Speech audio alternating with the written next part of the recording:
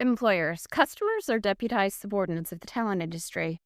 How online hiring deputized even its paying consumer into unpaid labor. Hi, my name is Sarah Trouble. I am the founder and CEO of the Job Applicant Perspective, the first anonymous user reviews for job ads across the U.S. This is a level of go-to-market awareness as well as public service for all the gaslighting out there. We are a group of career-seeking professionals who help protect each other from scam and fraud that's rampant in the job market. Yeah. This level of go-to-market awareness, I said public service. This comes from a Substack that I write that goes out a couple times a week to economists, journalists, whatnot, people in the world who are interested in economics. And I make this to a larger audience just to make it accessible. The type of paradigm shift / restoration that I'm driving at requires you to gather a wide variety of people to kind of join you on this type of bus and, making it more accessible to a larger group by meeting them where they're at, whether they consume their media via video, via audio, via written. That's kind of the name of the game. Yeah, so I'm going to start from the beginning and read through and kind of talk through what I say. Grocery stores built for investors, not for selling food. Picture this. Imagine entering a grocery store because you're hungry. But instead of food, the shelves are lined with pictures of food. You can't eat it, you can't buy it, but every time you reach for something, the store records what you would have bought if it were real. The shoppers get frustrated, the store managers feel confused and annoyed, but the advertisers and data vendors, they're thrilled because your hunger generates more profitable data than your satisfaction ever could. The store didn't run out of food, it ran out of the incentive to sell real food. It stopped being built for people trying to get something to eat and started being built for the identity and comfort of those who look down on the hungry. In a functioning two-sided labor market, job seekers and employers rely on each other to send and receive accurate signals. Job seekers signal qualifications, employers signal real hiring demand. That exchange, protected, legible, and mutually accountable, is what creates a labor market. But when hiring moved online, both sides were quietly reassigned new roles, not by choice, but by the architecture of the digital hiring economy. Job seekers stopped being protected consumers, employers stopped being true demand. Once both sides lost their functional roles, there was no longer a functional labor market. Who this is for? Job seekers, why this feels like personal failure when you've done nothing wrong. It's not your performance, it's misaligned market roles. Employers and HR, why more posts don't yield more hires, why talent shortages persist despite applicant floods, and why your signals no longer mean what you think they mean. Policymakers and economists, why this isn't a skills gap, it's misalignment. Job seekers lost consumer protections when hiring went online, and employers lost demand authenticity.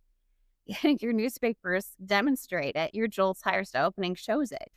Platform builders, how current incentives reward churn over hiring and why AI applied to only one side accelerates collapse. Jevons paradox, thank you if you're into economics. This is not a behavioral problem, it's an architecture problem. What happened to job seekers and why it matters for employers? Job seekers entered the digital hiring system as market stakeholders, one half of a two-sided labor market exchanging labor for wages. Under older intermediaries like newspapers, they were protected consumers. Newspapers lost money for misleading job ads, creating accountability for both sides. I've said it before and I'll say it again. There's a reason newspapers didn't allow SaaS postings from employers. There's a reason newspapers didn't allow free postings from employers, and the protected consumer status of the other market stakeholder is intricately related. The fact that it's not allowed anymore is demonstrating how the architecture has failed. When hiring moved online, that protection vanished and a new role was added. From protected consumer to unprotected consumer, U.S. citizens consume job postings, ATS portals, resume scoring, and recruitment platforms without any right to accuracy or transparency. They can't tell real jobs from fake ones. They don't know if their resume didn't get through the ATS gate or if a recruiter or a sub-recruiter screen them out. They don't know who they're working with when everything is white labeled, and that's socially fine. When things don't work, they're told it's a personal failing for not doing something they were never told about that no one may even know. And in online hiring, a new role was also assigned: unpaid revenue drivers. Their clicks, retries, profile updates, reassessments, and emotional labor became the monetizable engine for the talent industry. The less U.S. citizens succeed in the job market, the more profitable they become for the online talent industry. Market stakeholder to unprotected consumer and revenue source. Their unemployment is the profit margin increase of the talent industry.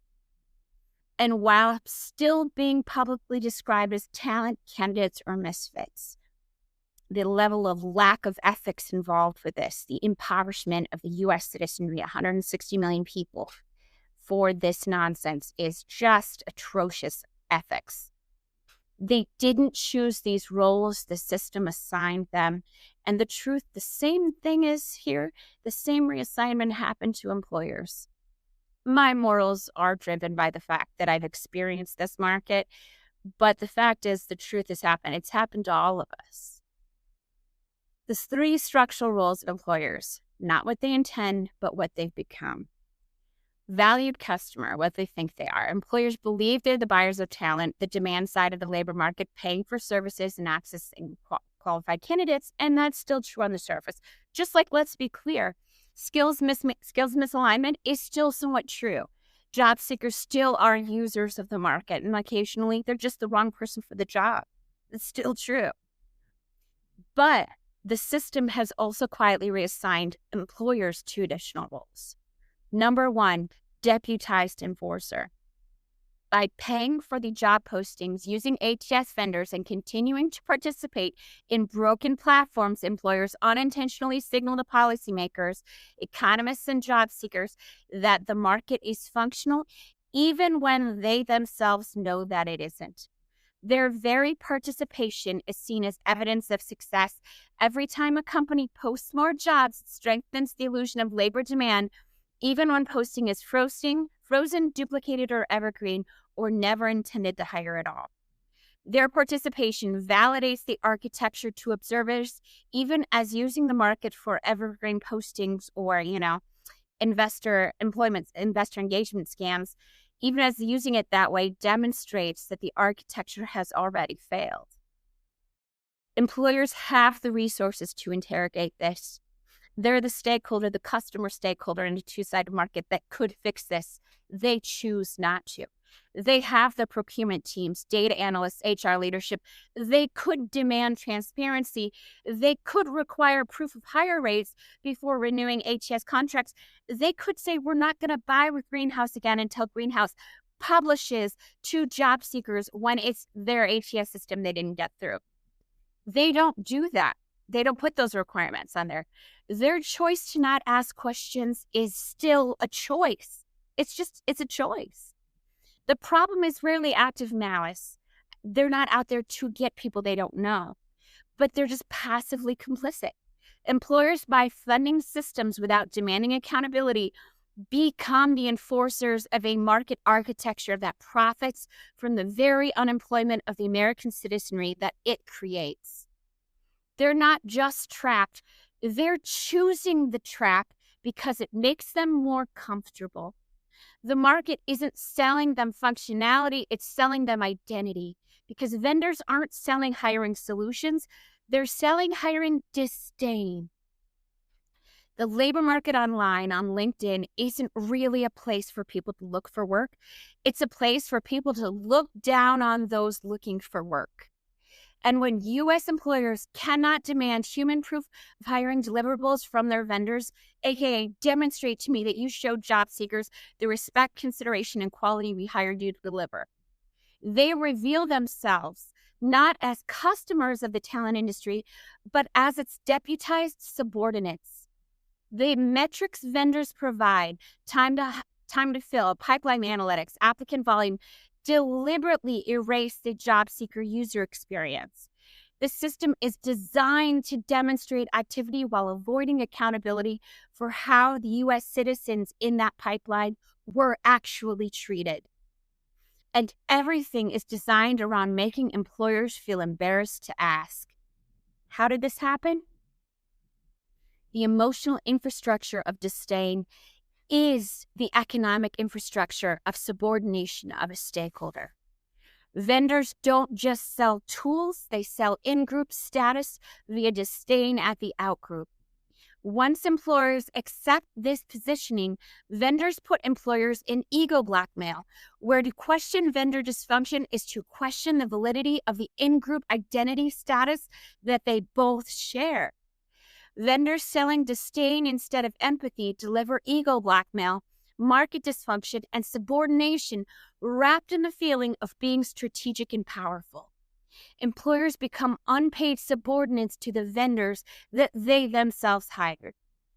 As I previously said in other posts, lack of empathy is the hallmark of a labor market operating without trust, a profound detriment to every last economy that it touches. The very act of employers letting vendors comfortably describe an end user as worthless in front of them announces the reality of the market collapse.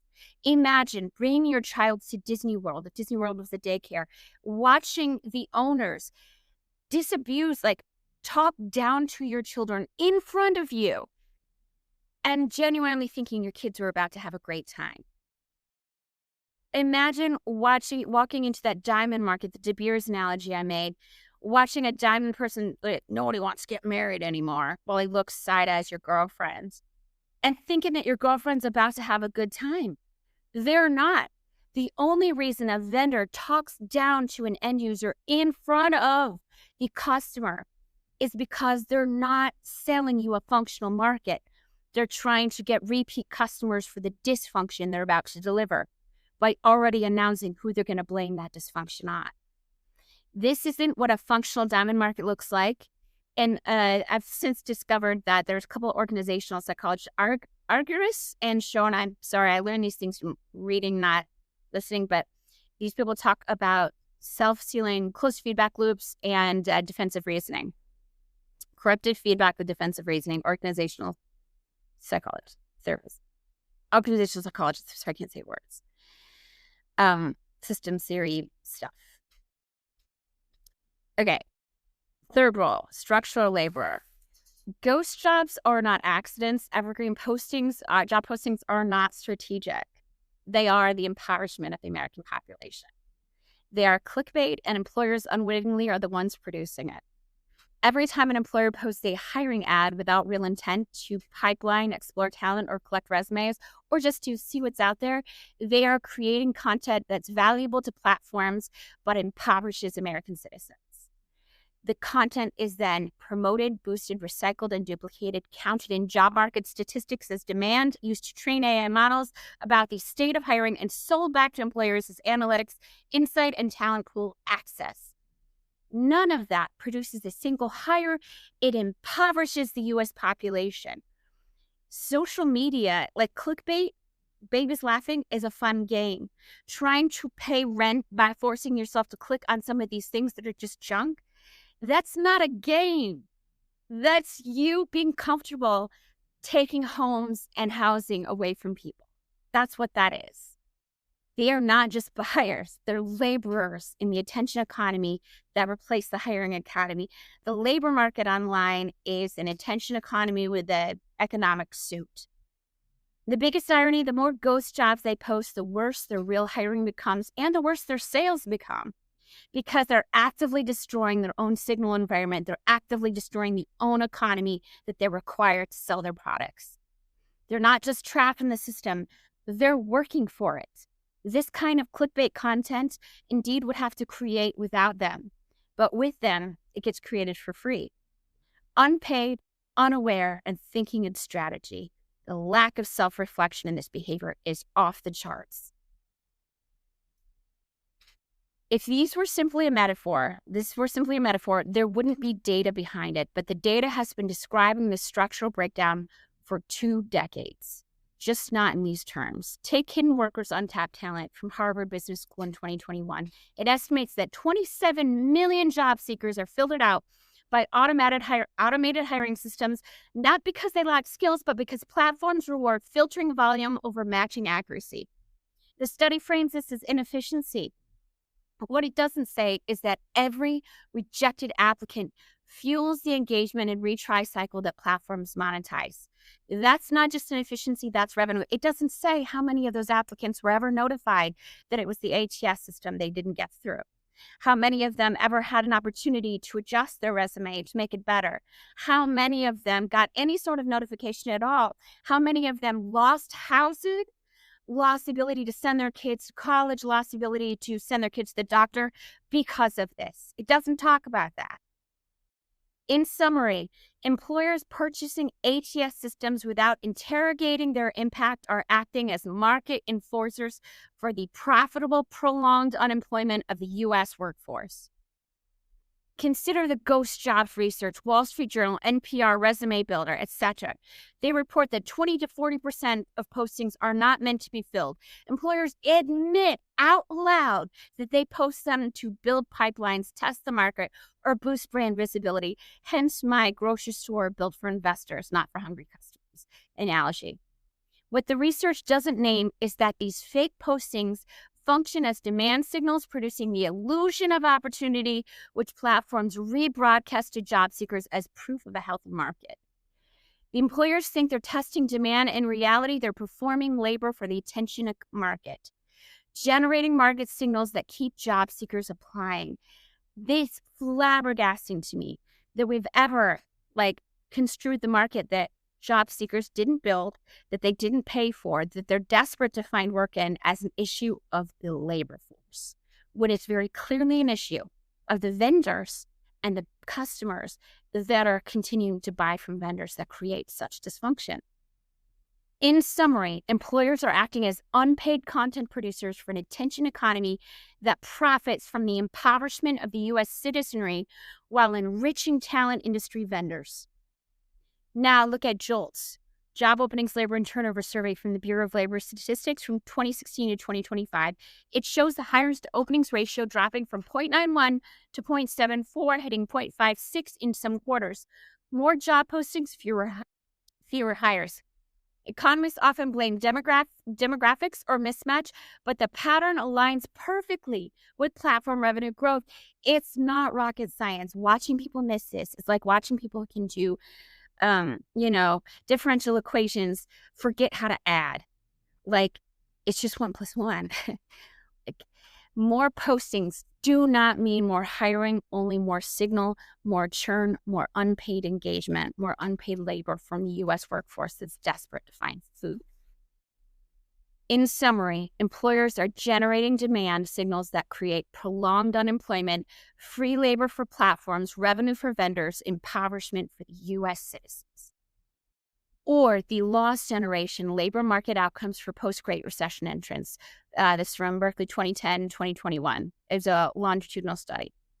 It shows that prolonged unemployment leads to wage scars that last decades.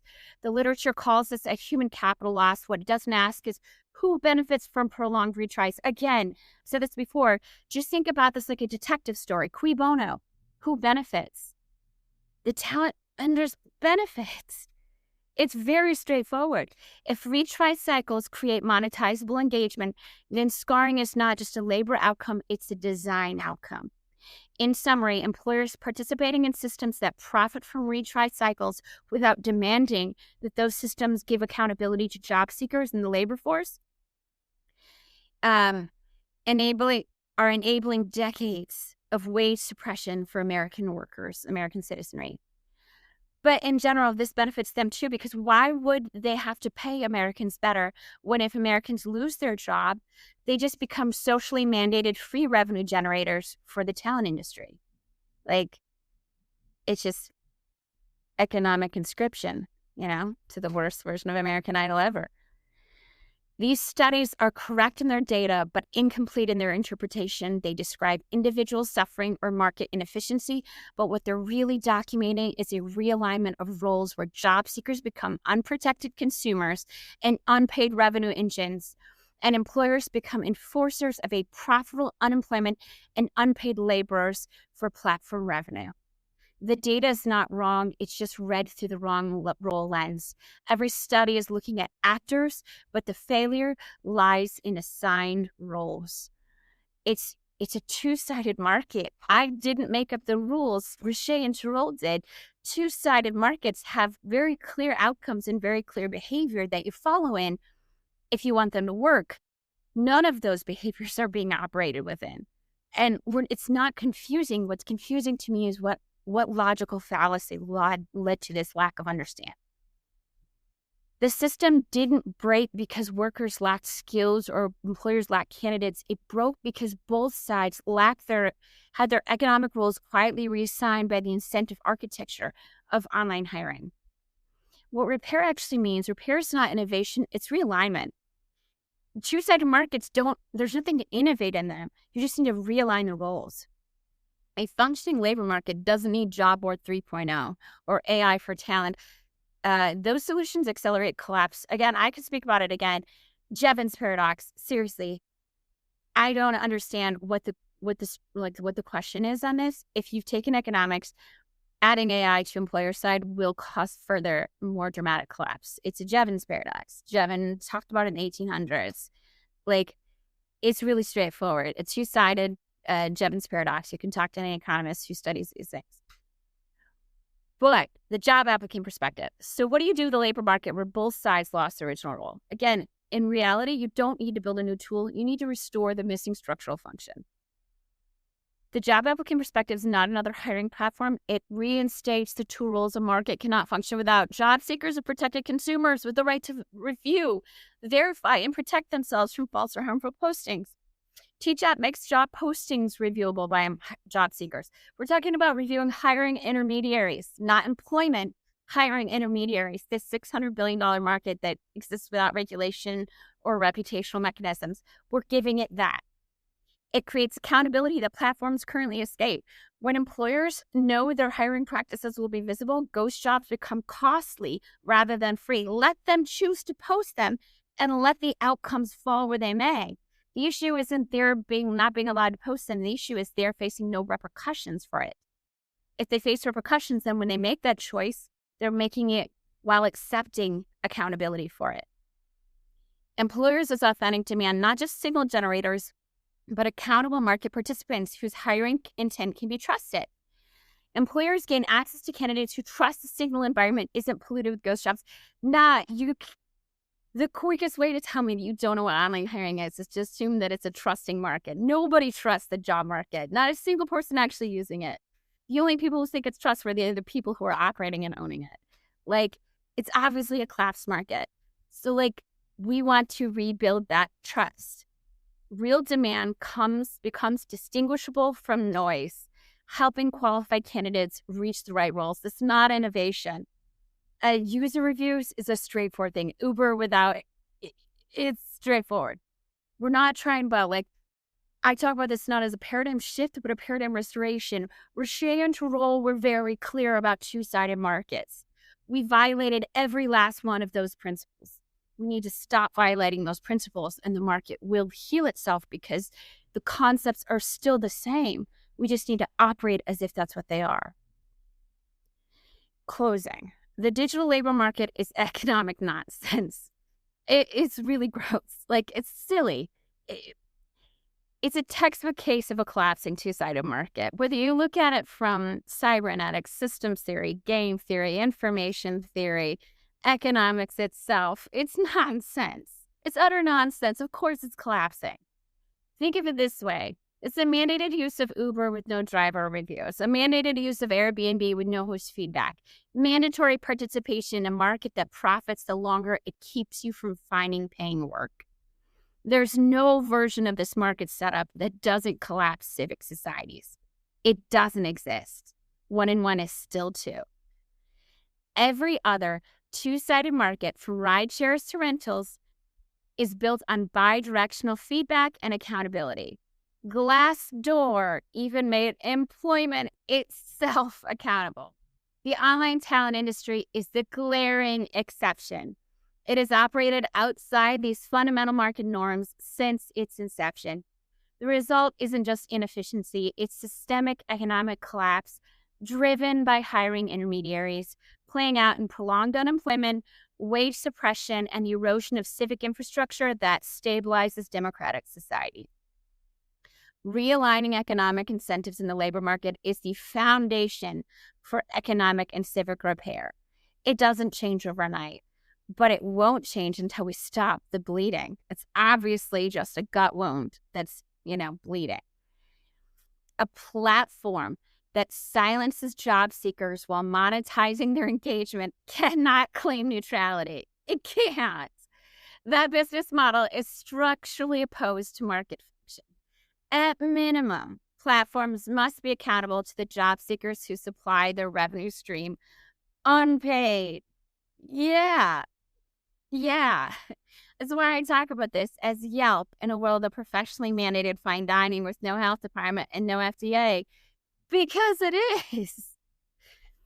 We must create a labor market beholden to the needs of the people who supply its profit and depend on it for survival.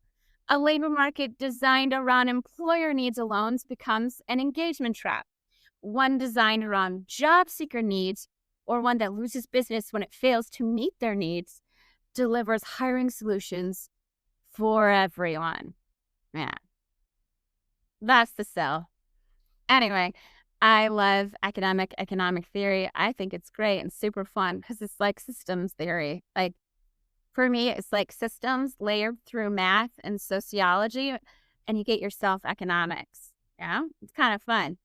But regardless, I do also like to focus on the business aspect of it too. So I might be doing that a little bit more in the near future. But I love talking about this stuff. I think it's really fun. But as ever, these are invitation to conversation and engagement. You should always use your discernment. I think the internet makes the world into a snowstorm. So you always want to trust drivers on the road, but you want to use your discernment as much as possible. Yeah, that's it. Please like, follow, share, and repost. Please engage. If you're an academic person, I would love to talk to you about your grad students and see if they're interested in doing some original research. It could be fun. Also for publishing papers and stuff like that. And if you're somebody else, I'd be interested to speak as well. And if you're not those people, that's okay too. Please feel free to ask questions. I think we all have things to share and learn from each other. And I like to leave myself open to what I don't know that I don't know. Because I think when we silo things too hard, we lose access to that information. Anyway, thanks very much, and have a good one out there.